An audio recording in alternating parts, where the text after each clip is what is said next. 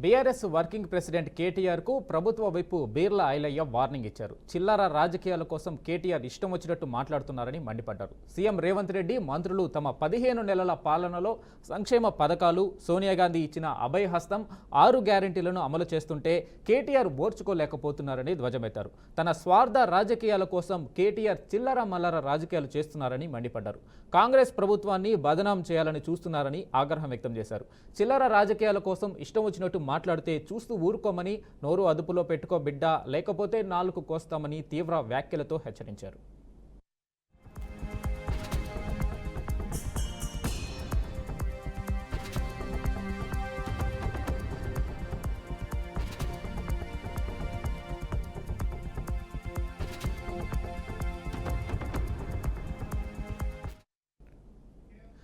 అధికారం కోసం జగన్ విద్వేషాలు రెచ్చగొడుతున్నారని మంత్రి నిమ్మల రామానాయుడు విమర్శించారు. పాస్టర్ ప్రవీణ్ రోడ్డు ప్రమాద ఘటనపై దుష్ప్రచారం చేసి మతాల మధ్య చిచ్చుబెడుతున్నారని అన్నారు.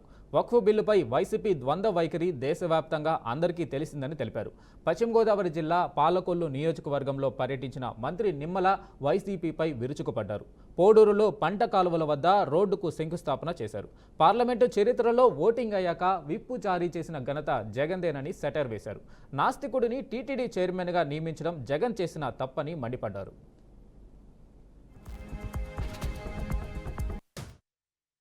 పాలకులు 10-15 వార్డులు ముంచేసేటువంటి తొక్కదాయని ట్రైను ఏదైతే ఎన్నికల ముందు నేను ఒక మాట ఇచ్చాం, రేపు అధికారంలోకి వచ్చిన తర్వాత దీన్ని పూర్తి చేసేటువంటి బాధ్యత తీసుకుంటానని మాట ఇచ్చా.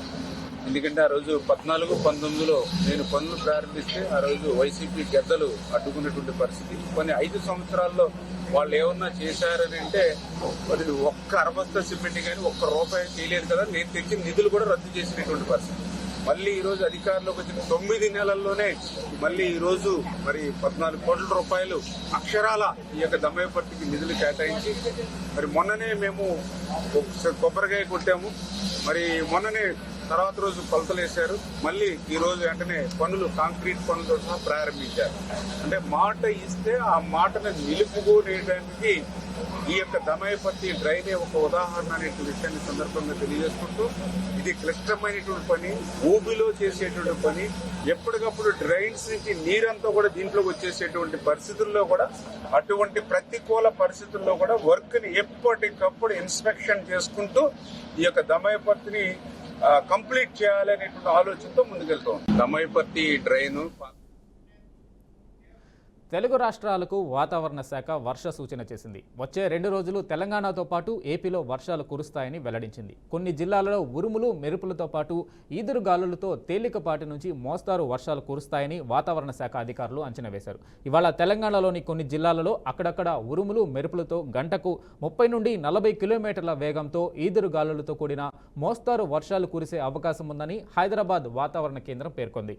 అలాగే కొమరంభీం, మంచిర్యాల, జగిత్యాలపల్లి, కరీంనగర్, జయశంకర్ భూపాలపల్లి, ములుగు, భద్రాద్రి కొత్తగూడెం, ఖమ్మం, నల్గొండ, సూర్యాపేట, మహబూబాబాద్, వరంగల్, హనుమకొండ, జనగాం, సిద్దిపేట, నాగర్ కర్నూలు జిల్లాలలో అక్కడక్కడ ఉరుములతో మెరుపులతో కూడిన వడగళ్ల వాన కురిసే అవకాశం ఉందని ప్రకటించింది.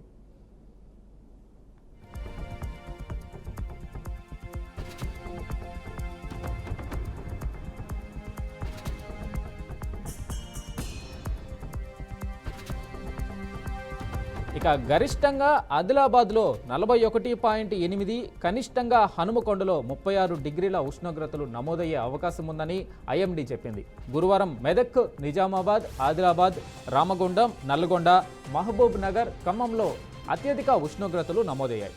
మెదక్కు 41.9 డిగ్రీలు కాగా నిజామాబాద్ 41.2, ఆదిలాబాద్ 40.8, నల్గొండ 38.5, రామగుండం 38.4, మహబూబ్ నగర్ 37.5, ఖమ్మం 37, హైదరాబాద్ 37, హనుమకొండ 36 డిగ్రీలు కాగా భద్రాచలం 35.6 డిగ్రీల ఉష్ణోగ్రతలు నమోదయ్యాయి.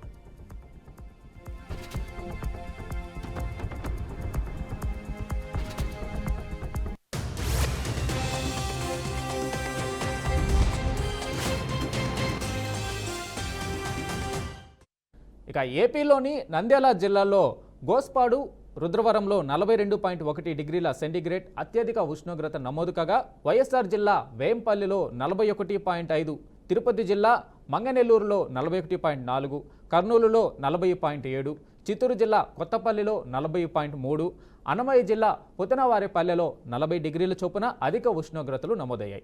36 ప్రాంతాల్లో 40 డిగ్రీలకు పైగా రికార్డు అయినట్లు విపత్తుల నిర్వహణ సంస్థ తెలిపింది. ఈరోజు అల్లూరి సీతారామరాజు జిల్లా కూనవరం, చింతూరు మండలాల్లో వడగాల్పుల ప్రభావం చూపే అవకాశం ఉంది. ఆదివారం ఎన్టీఆర్ జిల్లా ఇబ్రహీంపట్నంలో తీవ్ర వడగాల్పులు, 83 మండలాల్లో వడగాలులు వీచేందుకు అవకాశం ఉన్నట్టు వాతావరణ కేంద్రం తెలిపింది.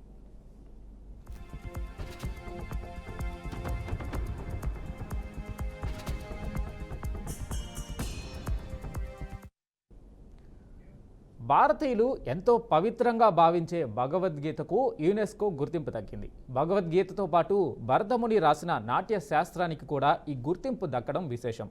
భారతదేశ సాంస్కృతిక తాత్విక వారసత్వానికి చారిత్రాత్మక గుర్తింపుగా వీటికి UNESCO memory of the world రిజిస్టర్లో చోటు దక్కింది. భగవద్గీత నాట్య శాస్త్రానికి యునెస్కో గుర్తింపు దక్కడం పట్ల ప్రధాని నరేంద్ర మోడీ స్పందించారు. ఈ సందర్భంగా ప్రధాని హర్షం వ్యక్తం చేశారు. ఇది ప్రతి భారతీయుడు గర్వించదగిన క్షణంగా పేర్కొంటూ ఎక్స్ వేదికగా ప్రధాని పోస్ట్ పెట్టారు.